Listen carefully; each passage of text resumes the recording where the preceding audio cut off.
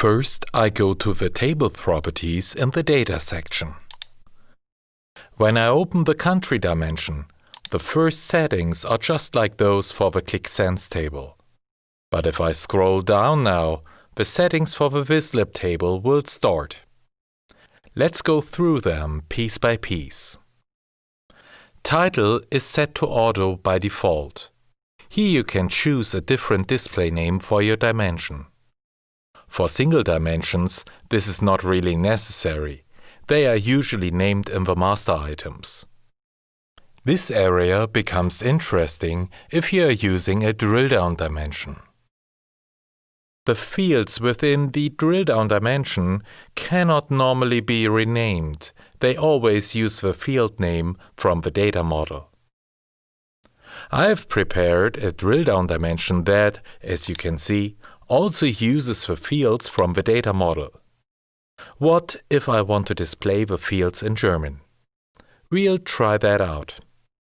I first remove the country dimension from my table and add the drill-down dimension, drill-down time instead. Now I drag the drill-down dimension to the beginning and open up the properties. Scroll to the title property and turn off automatic.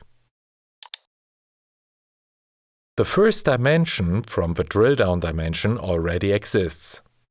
Open it and enter Jahr, the German word for year, as the display name in the dimension title field. You can see the result immediately. Now I also want to adjust quarter. Click on Add Dimension Title and you will get another dimension field. Enter quarter under drill-down dimension field and Quartal, the German word for quarter, as title.